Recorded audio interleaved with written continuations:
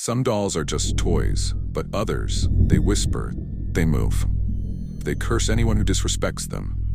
These are three of the most terrifying haunted dolls in history. Dare to hear their stories? Let's begin, if you dare. There's a doll in Key West, Florida that has terrified people for over a century.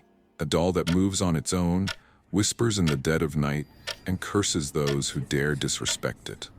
This is the chilling story of Robert the doll.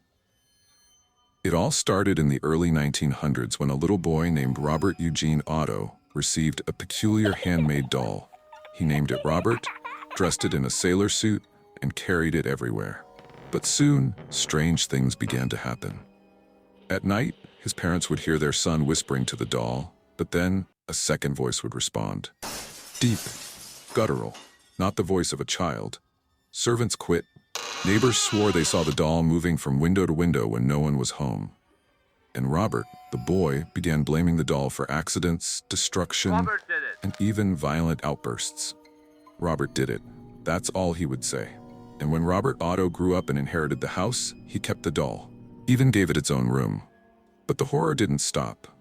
After Robert Otto's death, the doll was placed in the Fort East Martello Museum. Since then, visitors claim their cameras malfunction when they try to take a photo. Others feel watched, stalked. Some even report hearing soft giggles coming from inside the glass case. And then there are the letters, hundreds of them, begging Robert for forgiveness. From people who mocked him, only to suffer misfortunes, accidents, and tragedies shortly after. So if you ever visit Robert the doll, be polite. Don't laugh, don't mock him. And whatever you do, don't forget to ask permission before taking a picture. Because if you don't, Robert might just come looking for you. Would you visit Robert the doll? Let us know in the comments. In the heart of Japan, inside a sacred temple, there exists a doll unlike any other. Her name is Okiku, and her hair won't stop growing. Some say it holds the spirit of a little girl. Others believe it's something much darker. But one thing is certain, Okiku is watching and waiting. The story begins in 1918 in Hokkaido, Japan. A young boy named Eikichi Suzuki bought a beautiful doll for his little sister, Okiku. The doll was dressed in a traditional kimono, with jet black hair and piercing glass eyes. Okiku loved the doll dearly, taking it everywhere with her, until tragedy struck. The girl suddenly fell ill. A high fever gripped her tiny body, and no matter what the doctors did, nothing could save her. She passed away, clutching the doll in her frail hands. In her grief, Okiku's family placed the doll on a small shrine in her honor. Days turned to weeks, and that's when they noticed something strange.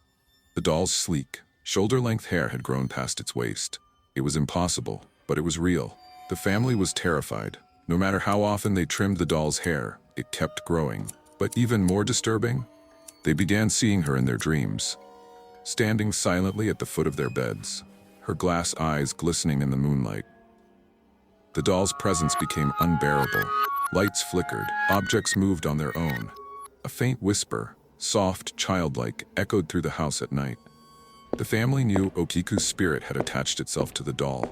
Desperate for peace, they took the doll to the Manji temple, where monks agreed to keep her safe. But even there, the doll's hair continued to grow. Scientists have examined Okiku, confirming that the strands are human hair, but they refuse to explain how it keeps growing. Some say the spirit of the girl remains trapped inside, longing for her lost family. Others believe it's something far more sinister. To this day, Okiku remains in the Manenji temple, locked behind glass. Her hair still growing, inch by inch. Visitors claim to feel an unseen presence when they stand near her. Some say they've seen her lips move, whispering secrets no one should ever hear. Would you dare visit Okiku? And if you do, be careful what you say. She might just be listening. Some dolls are just toys. Others are something else entirely, locked away in a museum, hidden behind glass. Is a doll that whispers in the night, a doll that cries when no one is looking, a doll named Mandy. But beware, once you see her, she might not be the only one watching. In 1991, a woman in Canada donated an antique porcelain doll to the Quesnel Museum in British Columbia. She had found it in her grandmother's attic, but something about Mandy was wrong. The doll's cracked face, lifeless glass eyes, and delicate dress seemed innocent at first, until the woman started hearing crying at night. Soft sobs would echo through the house, but when she searched for the source, there was nothing there. Things would go missing. Doors would creak open on their own, and the air always felt heavy. When she finally gave Mandy away, the disturbances stopped, but for the museum, they were only beginning. From the moment Mandy arrived at the museum, things took a terrifying turn. Employees reported hearing tapping on the glass case, only to find no one there. Papers would scatter across the floor overnight, and electronics malfunctioned without explanation. Some visitors claimed they saw her blink. Others swore her lips moved as if whispering. And the worst, the feeling that, as soon as you turn away, she's still watching. The most disturbing phenomenon? The crying. Museum staff working late at night would hear the soft sobs of a child echoing through the halls. But every time they searched, the sound would stop, as if it knew they were listening. One worker reported hearing the crying right behind them, only to turn and find Mandy's glass case slightly open. No one had touched it, no one had been there.